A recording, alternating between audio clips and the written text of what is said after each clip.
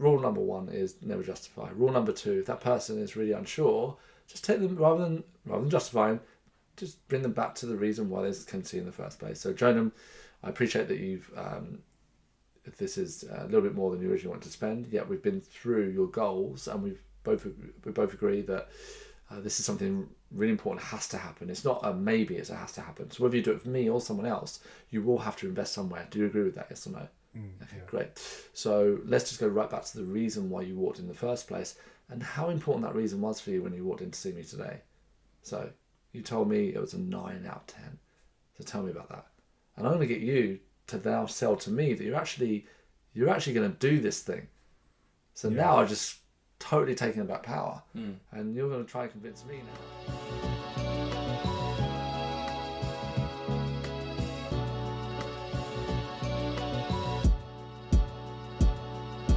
Hi, I'm Miles Emmanuel.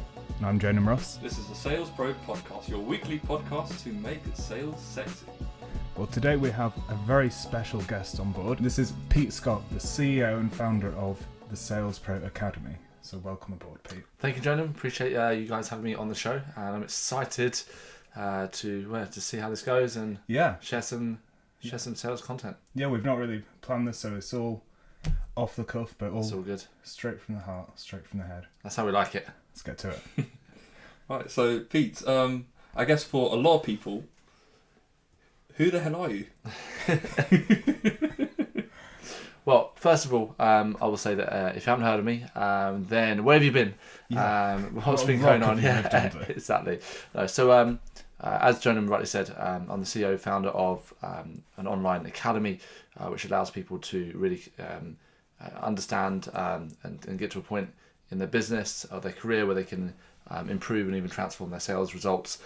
Because sales, as we know in today's world, is something that's not going away. It's crucial, and it's an area that I've really dedicated my last 15 years to learning and understanding to help people.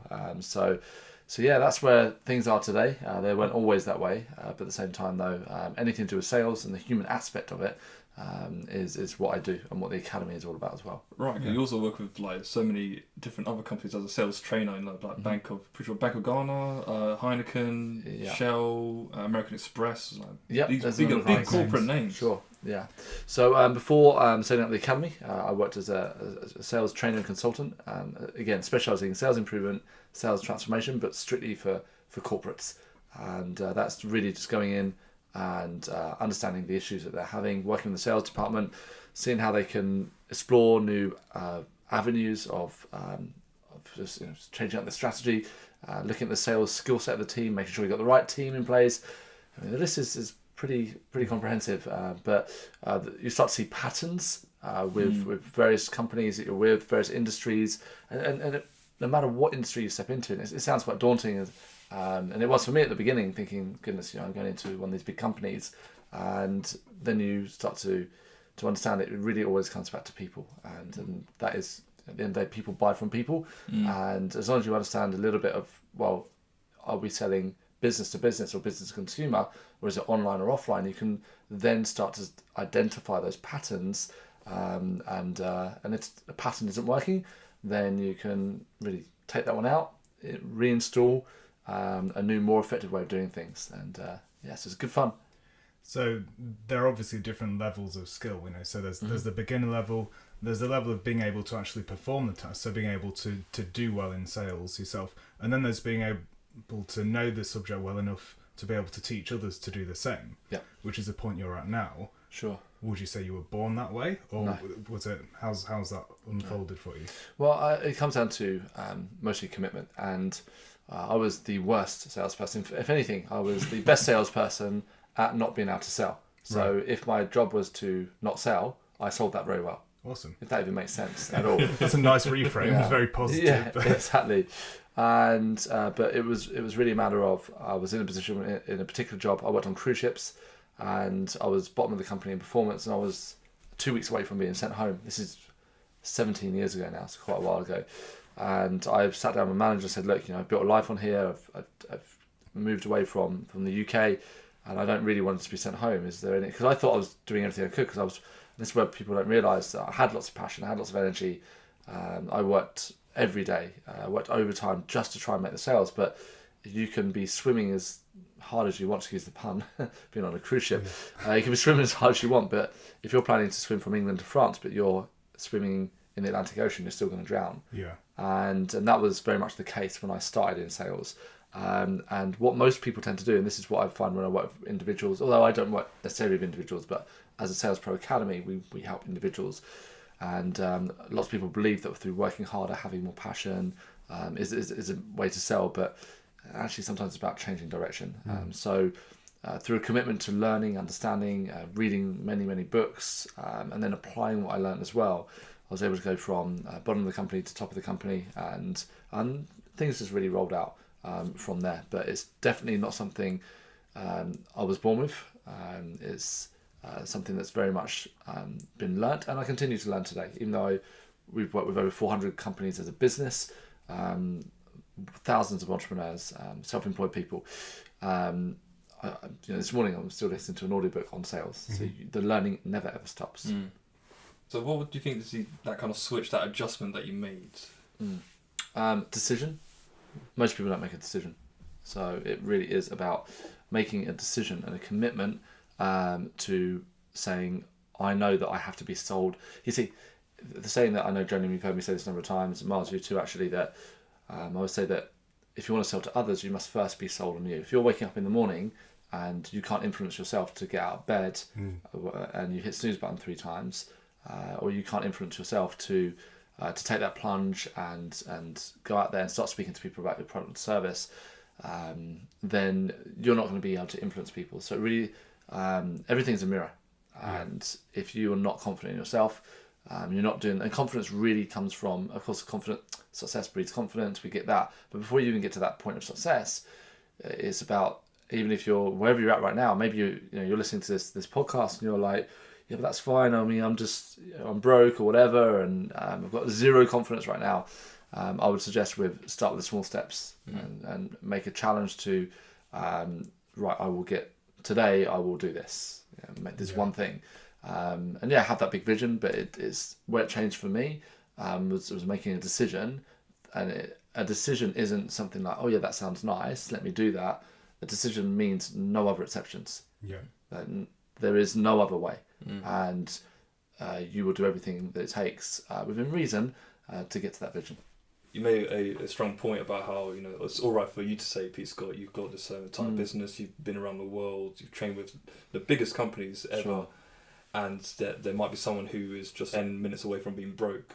Yet, I think you can actually relate to that yourself. Yeah, 100%. Yeah. So if I just rewind a few years, it's 2018 now, as we record this podcast, and it was in 2010, 2011 perhaps, that I come on cruise ships, and I thought to myself, and I'd done very, very well on ships. I went to a head office position, and I was teaching people in sales, but it was very much one industry. And so I mastered it in that industry and understood a lot of the psychology of overall sales.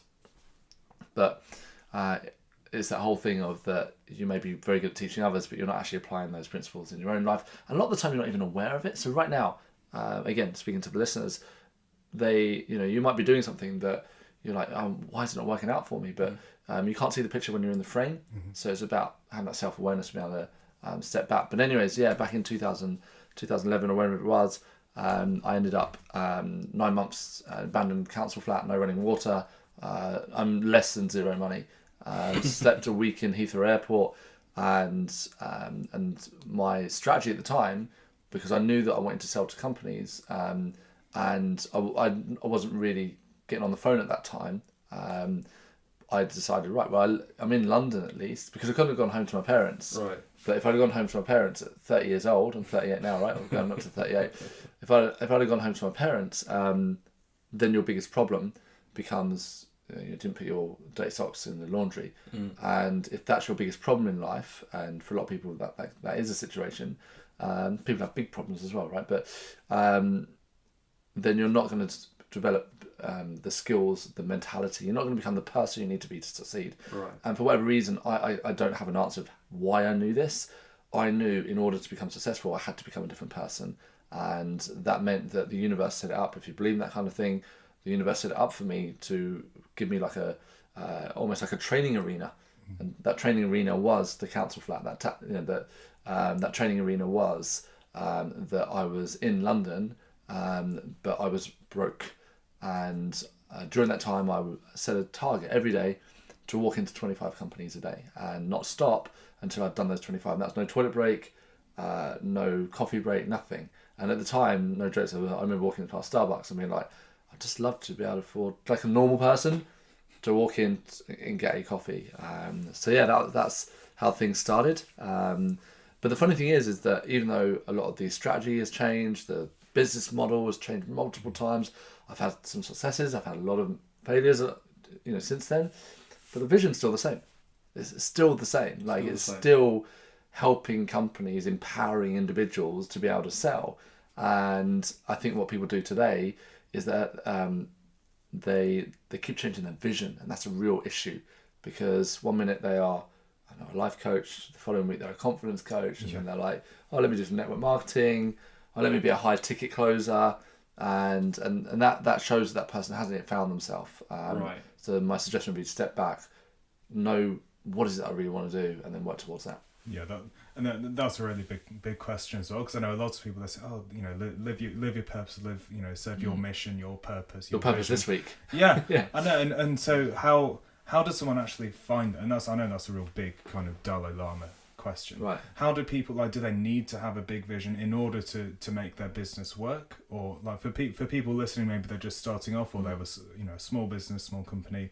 Sure. How, because the mindset, the psychology of it is vital. Yeah. So what steps can someone take to get enough clarity about the vision and the overall direction of where they're going? Yeah. For that to be useful and drive them. Yeah, I might have a little bit of a different answer to what people usually hear, so maybe that's a good thing. And that is number one, and it starts with a similar answer to what people hear, which is you need to know why you're doing what you do, because that's going to be your driver, your rocket fuel. But equally saying that if you're not really sure, because I think people say, oh, you need to know your why, and then they come up with these reasons, but you need to know what impact you want to have on the world. And if you haven't quite got that, you're like, I'm kind of doing this, like it feels like what I should do, and it's not working, and I would say the first thing is go and learn how to sell. Like make that your why right now. Like start there and go and work for someone who already has a product or something you believe in, and become an affiliate for them, or directly work for them, whatever it is, and go and learn that skill of selling. You see, I see a lot of people in their 20s, and I'm being quite judgmental by saying this, but I see a lot of people in their 20s and trying to build businesses, but they haven't even established those fundamental skills of influence, confidence, certainty, how to negotiate, understanding how to, because life gives us a lot of lessons. And so I was actually going to write an article about this, and maybe just prompted me to do that I would always suggest in your 20s, unless you really, you've got it. I'm not taking away from anyone who's made millions in their 20s, right? But for the majority, because that's very much the minority, for the majority, I would take your 20s and go and align yourself with already people who are ahead of you, and go and sell their product for a good commission. Like just do that right, because what you're doing then is you're surrounding yourself with someone who you're like, you know what, I would like to emulate their success, but maybe in my own way. And you're gonna have a whole decade of building skills, understanding strategies. Let them make the mistakes. Yeah. Let them go through the financial pain of losing $100,000 on one decision. And then by the time you get to your 30s is all about building. So, but now you're going into your 30s and you're prepared. So rather than trying to find your vision, find your why and all that, if you don't know it right now, if it's not screaming at you, because it should be screaming, it's quiet, but it's screaming. Yeah. And if it's not doing that right now, then my suggestion would be go and sell somebody else's product, get their energy, and from there, it's like free training, right? Yeah. Like just surround that person every day, and and you're seeing how to build that business. Before I ever had a training company, I had a job as a trainer for one of the biggest training companies in the UK, and I was involved in a £20 million tender, which we won. Okay, so a huge contract, and I was involved in the entire process. And on my laptop at the time, my work laptop, I had all the bidding, the bid writing, and all that stuff that is still, I look at it and I'm like, oof, but that's pretty useful when you're involved in all the meetings organising a £20 million deal, because even if someone was offered a £20 million deal, or let's say a £1 million deal, they wouldn't know how to even handle it when they get it. No. So you might close the sale, and most people even are trying to, let's just be realistic, right? Most people, and I really don't mean to be mean, but most people, they might be brilliant at what they do. They might be an amazing confidence coach, like the best here, right? And I had this before. Someone, they closed a £2,000 deal.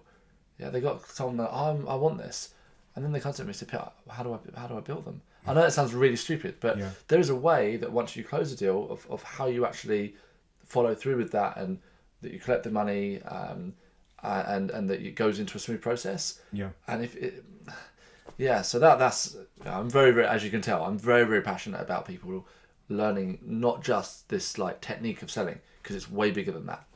The whole process. It's an integrated system that works. 100%.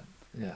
Yeah, no, that's interesting, because I think a lot of people, especially, and it's not limited to 20s, but like some people starting out, this applies to anybody starting out. Generalising by saying 20s, but there's a lot, a lot of the people, they see everyone like pursuing their visions or appearing to do so on social media at least, and there's almost this pressure to suddenly become a messiah of a certain industry, whereas just having that humility to step back for a second and say, okay, I'll figure out what that vision is, will come to me, but in the meanwhile I need to earn money, and learning this skill would be really useful.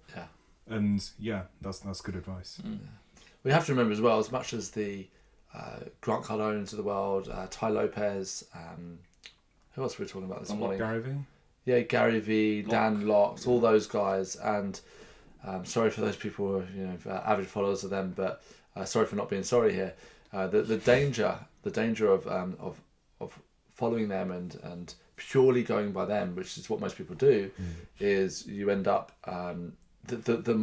for every one person who then goes on equally to become a millionaire, or just say very, very successful doing this, there is 10,000 people who that massively fail.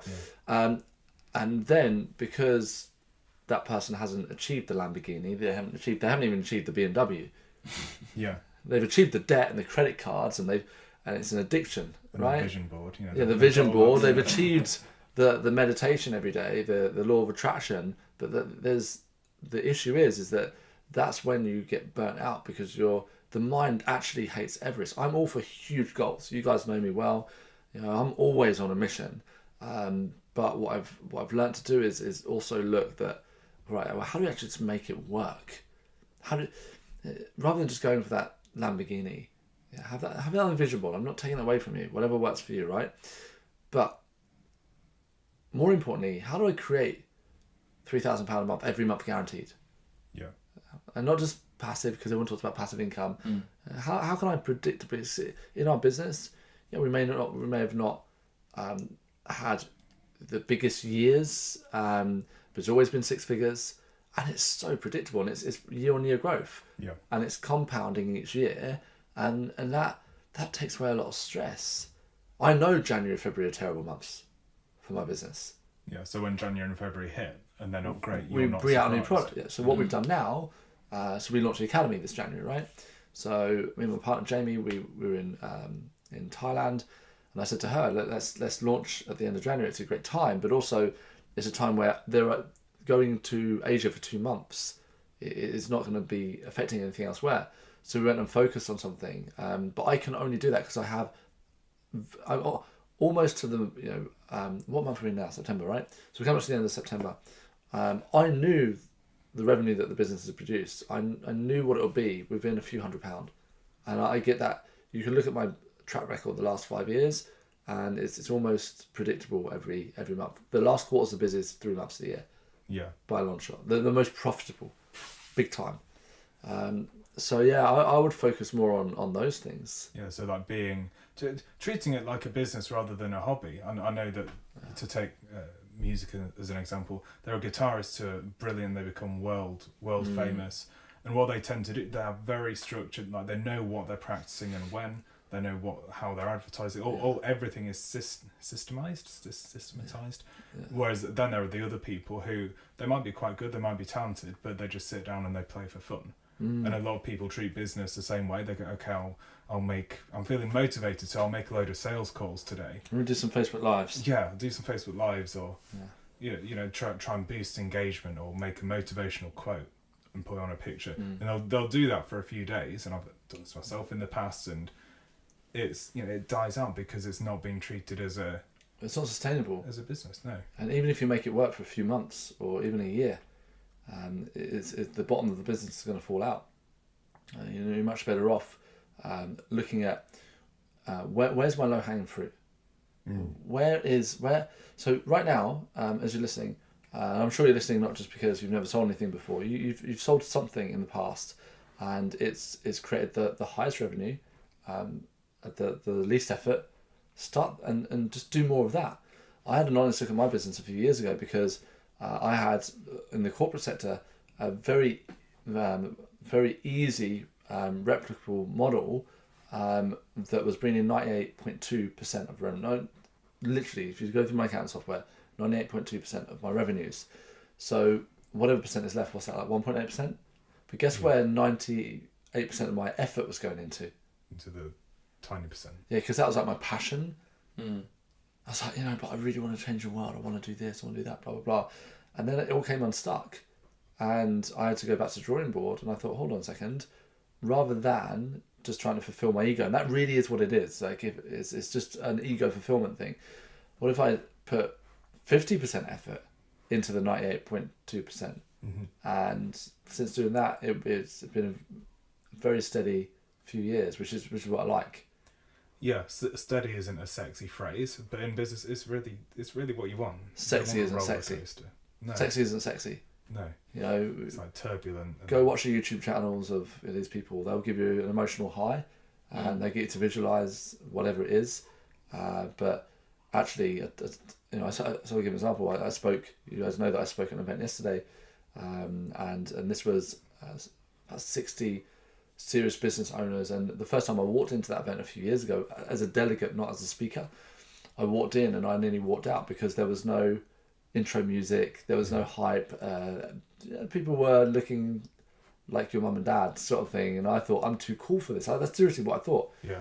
And little did I know that when I sat through it and started speaking to people, that they were running legit, some of them very successful businesses in the mid to high six figures, a couple of 7-figure business owners, and they don't need to go out there and make all the noise. And I think, Johnny, your terminology is the smallest dog has the biggest bark. Is that right? The sort of small dogs yap the loudest. Right. Because like Yorkie Terriers out. Yep. But what damage can they do really? Nothing. Because really, if you just keep on hyping up other people, you've got all that energy, put them in, but yet if there's nothing in their minds, all you have is just motivated idiots running around for a week. Yeah. And then that energy dies out, and then what do people have to do again? They have to go back to that same. Talk about getting the booster shots. Don't they? I need to get back in the environment, getting that. It's all emotion. Yeah. It's all emotion, and it's exhausting. And it is this whole follow your passion, your purpose, whatever it is. I'm more interested in profit, and the only way, and people say, "Oh, that's so selfish." No, it's not, because the true value of your business is not what you think it is. The true value of your business is what people will continue to pay you for. Because if you're scamming people, unless you're a master scammer, which is very difficult to do, by the way, you're not going to last. So if you've got a product that is genuinely serving the world, you need no hype. Yeah. Just run your business. You can. But I know Jeremy knows this. So my business started with number one, walking into lots of companies, but really started by making 2,223 calls. I've got 11 meetings. They got me my first 4 clients, and in my first month, this was just me going from £0 to £7,000. I'm like, this is good. I doubled it the following month. Doubled it the month after that. And then before I knew it, I had a portfolio of dozens of companies, no website, no logo. I didn't even know Facebook and social media was a thing. I had 300 friends from school and a bit of working on cruise ships. And it was only when I got introduced to this whole personal development world that and the whole hype around it. Now it's Instagram and everything out there. And yeah, even I've made the mistake of going, oh, that's cool, and then end up sabotaging my business is actually working. So you don't need all those things. You need a personal brand, but you really don't need to be out there, trying to be a celeb. That's it, yeah. And you talk about like creating customers rather than fans, don't you? That's a big difference. There's a lot of people, you go and get 100 likes, they're fans. Go ask them to buy something from me. Yeah. Then you know. You'll find out who your customers are. Yeah. Really. And it's you touched on a decent point. I just want to go back on the fact you talked about how if you just try and go for the money, it's like, oh, you're being selfish.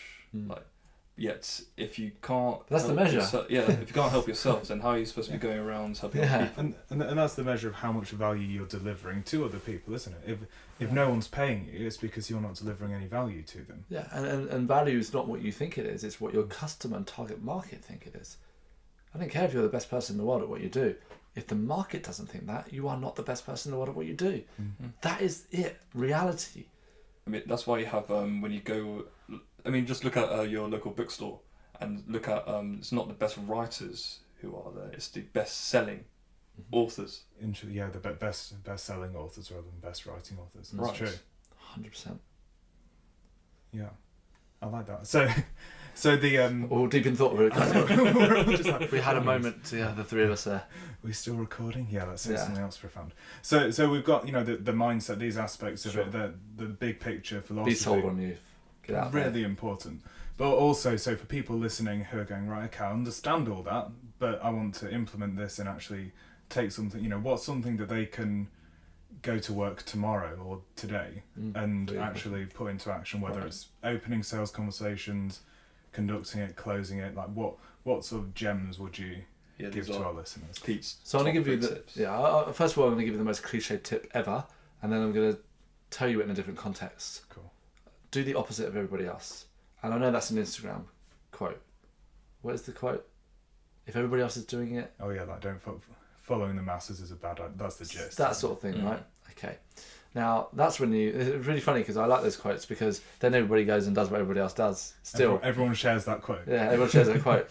And what I mean by that is everyone then goes down some kind of online marketing funnel or tries to be an influencer, which is what everybody's doing. So what nobody's doing, and I talk about this so constantly here, and for the people that go and do it, they get, you want instant results, this is it. Know your market, who are going to buy, and then go speak to them. That's it. Yeah, just go talk. Yeah. If you want to sell to companies, pick up the damn phone. Make 100 calls a day. Don't leave the chair until you've made the first 20 calls. Take notes on every single person that you spoke to. Use a spreadsheet. Get through the first 3 calls because the first 3 calls are always the toughest. Once you're 3 calls in, then it gets easier. If you're not feeling confident, personally, I like to stand, not even sit. I'm talking about sitting in a chair, but actually you stand because when you stand up, you have all that extra confidence, and it becomes more like a presentation in your room. And you don't need to go and tell everyone on Facebook what you're doing. Just do it. Yeah. Don't call to sell. Call to do research. Simple. That's what I would do right now. And we both know someone actually who's taken this advice exactly. And she's in Downing Street this week. She's presenting at Downing Street and Buckingham Palace this month. Yeah. Just from picking up the phone, and this is not once or twice, but by doing, like you said, just keeping on, being consistent. And is she a huge personality? No, I mean she is in her way, but I'm talking about in the influencer space. Yeah, she's not like. Yeah, and her struggle when she first came to one of my courses is that she said, "Pete, I just don't see myself as the person who's going to be making the most noise on social media." And I said, "Well, that's good because I wouldn't even know how to help you there. I mean, I do a lot of social media anyway, but." Even now I'm considering removing myself from all social media because it's not really needed to run a proper business. So there's noise does not outweigh, creating predictability and consistency. Great. Right. So go out there, make your 1,000 calls, go to do your 25 companies every single day. Right now, stop this podcast. Don't even listen to us. Yeah. I'm being serious. Just leave us there chatting to us. Yeah, that'll be fine. Come back. Stop right now. Do us a favour. I want to do something that's never been done before, right? I want you to stop listening to this right now. Being serious. Go make 10 calls. Then come back to this. Yeah.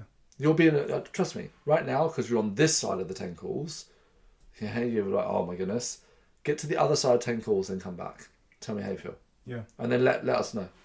I don't know how they let us know. Yeah. And go find research. Just you're doing it for purely research skills, and then you get... Yeah, because nobody's going to be ready. Remember, when you pick up the phone, nobody's going to be ready to buy, ever.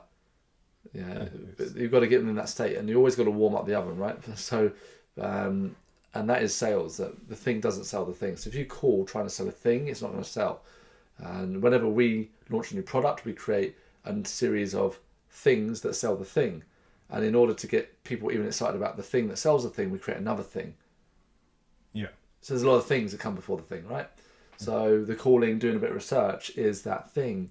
Yeah, just finding and building the relationship. Building a relationship, And people... know who to speak to. Yeah, know... Which department do you want to speak to? If you're speaking to certain communities, who is the main influencer in that community?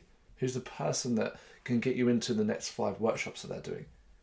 That's it. I'm talking for the complete beginner now. I'm talking for everybody. But if you're making 100 grand a month through your ClickFunnels, good for you.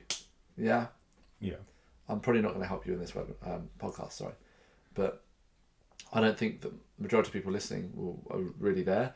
They're just like, how do I get this to work? How do I quit my job and make this work? Yeah. This is your answer. And just as a little practical tip, sometimes if you need to find a list of numbers to call, it can be, what do I do? I'll Google that, try and find them one at a time. You've got things like is it Yelp.com, or if you know you want to work with a certain industry or people in a certain thing, just Google top 50 estate agents. 2018. We don't need the Yellow Pages anymore. You can just get like a huge list of 50 or 100 or 500, all different numbers, different companies in the same industry. Just print them off or just have them there and work through them all. Absolutely. And so that there's no excuse for not making the call. Your problem is not getting 100 numbers. Your problem is that you're not making the first 5-10 calls. Yeah. That's the issue. So they've made the 10 calls. Yeah. And now they're back. So welcome back. So tip number 2.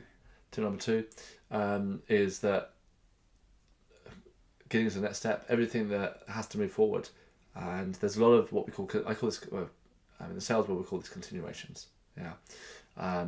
Continuations is like when you go on a date with somebody and then you're texting with, you really like them, right? Like your version of a 9, maybe a 10 at a push, but definitely a 9, because you don't date 10s, right? Yeah, you date a 9. You don't? Oh, I do. Yeah, well, I know, Joe. Everyone can be you, right? But it's a whole thing of like, you're WhatsApping that person. I really had a great time with you, and they're like, yeah, sure, I enjoyed myself with you too. Let's do this again sometime. What's sometime? It's nothing definitive. Yeah, when is sometime? When is sometime? And you might end up going back. Oh yeah, I'm free this weekend. And oh no, I'm busy this weekend.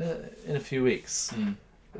That is how most people are running their business, and we hold on to these like 2 or 3 kind of desirables, like, oh, but I'd love to work with that person, or they would be an ideal customer. Your ideal customer is a customer who pays you.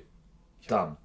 Stop your customer avatars, whatever it is, ideal, whatever. Someone asked me this yesterday and I was speaking, do you believe in creating an ideal customer avatar? I'm like, the one who pays you and is happy with the work that you do, and then they want you to do it again. Yeah, that's your ideal customer. Simple as it is. Yeah. So stop getting caught up on coming up with this like idyllic person or whatever.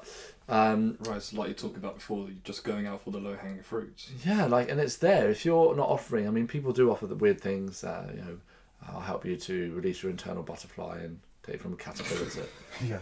And if that's working for you, great, because there's a market for that, right? There really is a market. There is, yeah. But if you're not good at finding that market, and this is actually this is a skill that you really want to work on, is becoming a good building a radar and knowing where the business comes quickly and easily. And I guess one of the advantages that I built over the years, and a lot of the time getting it wrong, and that's the only way I found out, was by walking into companies, making thousands of calls.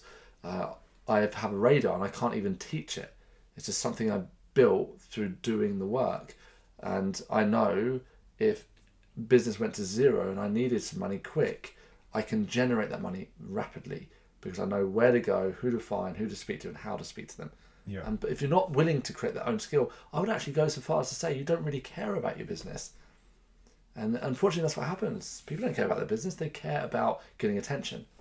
If you want to get attention, just have an Instagram account, post nice pictures of you, sitting on a rented whatever, right? Rented girl, rented. Someone else paid for. Yeah, and I'm being kind. I'm just not being nice. Okay. Yeah. And it'd be cruel to be kind. Yeah. So, just do that. Yeah, like creating the continuation. So when you're on the calls, creating it. Okay, so the next step. I'll call you back on such and such a day. When are you available? When you're available. What excites you about this potentially, helping you to get to a goal? What excites you about it? I really like this and this. Okay, cool. I'd love to come in and just talk to you about it more and understand more about your point of view. Yeah. And then you'll know if they're warm. But people can. Something I've noticed is that you can be a lot like where we think the line is of what can I ask? Oh, it's cheeky to ask to meet up for a meeting. Wherever we think that cheeky line is, it's far push a bit further than you realise. You'll get away with, and it's not getting away as if you're doing something wrong, but you're allowed to do so much more than you really think you are. So give yourself permission just to go that far. Yeah, absolutely. And I've said it 100 times that if I've got someone on the phone, and by the way, this is once they're warm and we're at closing stage, and they're people say how to overcome objections, blah blah blah, and let's say we're closing someone on the phone, right? So they're closing themselves. We never close someone; they close themselves. Yeah. And it's very simple. It's very simple for me. If someone's on the phone with you and they taking the time out to not watch EastEnders or get on with their evening, and they're being flaky at that closing point, I'll say, why haven't you hung up then? You're here for a reason. Let's it makes no difference to me if you say yes or no, but it could make all the difference for you, and you know that. But you have to make that decision for you. So, what do you want to do? If you're serious about business, then how about we start doing business? Absolutely, yeah. And you can do it all with kindness. You can do it with a smile on your face, and it's being forthright enough to actually leave them and that brings us nicely to like point 3 of the closing stage. So you've created the connection, you've warmed them up in that closing stage. Well, okay. So closing is very simple. You ask for the money. Yeah. Okay. So I'm really sorry this disappoints you. Oversimplifying, right? Yeah. But I guess what you're saying is that what happens if they get a little unsure or whatever? Yeah. So it reaches the bit of the conversation that's traditionally called the close. Sure. Couple of rules. Number 1, never justify. Right. And you walk into a mobile phone shop, you walk into a gym, and if you give them an objection, they start justifying. And the problem with justification is that you are already, but by saying that word, I'm justifying. Yeah, it's already shows that you're not confident. No. So that's not good. Well, we're doing this because of this, blah blah. Hold on a second. This is not just about the customer doing a favour for you. You're also helping the customer out. Yeah. So justifying it puts you in a position where you don't feel confident about what you're doing, and that comes across as well. Yeah, and then they'll feel less confident in what you're offering. Absolutely. So rule number 1 is never justify. Rule number 2, if that person is really unsure, just take them rather than justifying, just bring them back to the reason why they came to you in the first place. So Jonam, I appreciate that you've this is a little bit more than you originally wanted to spend. Yet we've been through your goals, and we both agree that this is something really important, has to happen. It's not a maybe, it's a has to happen. So whether you do it with me or someone else, you will have to invest somewhere. Do you agree with that, yes or no? Okay, great. So let's just go right back to the reason why you walked in the first place and how important that reason was for you when you walked in to see me today. So you told me it was a 9 out of 10. So tell me about that. And I'm going to get you to now sell to me that you're actually going to do this thing. So now I just totally taking back power, and you're going to try and convince me now. Yeah, that you're actually serious. Yeah. And then when I said, I'm really serious in it, then to be consistent with myself when I'm offered the chance to take it. And maybe some listeners now will say, this all sounds great, but you sound so confident. I didn't start out confident. It's practice. It's listening to this kind of thing. But if you're listening passively and you're not taking down notes and going over it 100 times in your head, there's been so much value in this podcast. And if you are just sitting listening, then you may as well go and watch X Factor. Yeah, it's just like we're hanging out, having a chat, not getting anything from it, but the value's there to be had, isn't it? If you're driving, just drive, okay? Just do that. If you're operating at heavy machinery, whatever. But if you are sitting and you're just listening, that's the issue right there. That you are not committing and going, wow, actually, you know what, and even if 20 things I've said you don't agree with or we've discussed now, but there's one thing in here and you go, nah, that really works. Write it down, go practice. Practice. Because if you want to be Roger Federer, you got to practice harder than Djokovic. If you want to be LeBron James, you got to go out there and you got to work harder than Kobe Bryant ever worked. Make sense? And it comes back to that whole thing of that if you are invested in you, your customers will invest in your product. And that doesn't mean just money. That's a very important fact. Okay, but it also means the time and the effort in the time that you put in. People learn in 3 ways. Frequency, do it often. Duration, do it for a period of time without checking your phone. And intensity. And the intensity is what matters. That's what makes us remember it. Brilliant.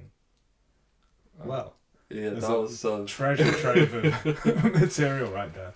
So right, I'm gonna have fun editing this, that's for sure. So yeah, Pete, thank you so much for taking time in to just talk to us. It's been great.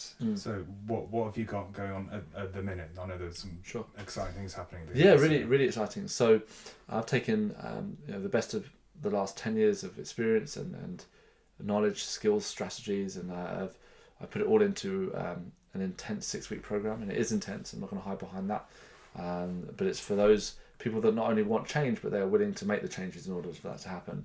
And that program covers everything from lead generation. We focus entirely 1 week on lead generation, then we focus another week entirely on influence. How the stuff we've been talking about. How do you do this at home? How do you do this within your particular market, your health field, or your whatever you're selling, right? So we launched yesterday. We had an incredible enrollment for that. I've had students go. It was interesting, right? I've had students go through even 10% because I've actually done this before with smaller sections, and they've gone on to make insane revenues. And now that we're putting on, it's kind of like I don't know what's going to happen here, right? Because we're taking these various sections, which were all independently creating immense results for people when they do it, and now we're putting all those components together into a highly structured 6-week program. You build your strategy, you develop the killer instincts, the certainty. You know which questions to ask. You know which questions not to ask. You learn how to read people not in a manipulative way, but in a way that influences, inspires, and moves people from maybe to yes. I mean, that is just everything in one place. Comprehensive journey.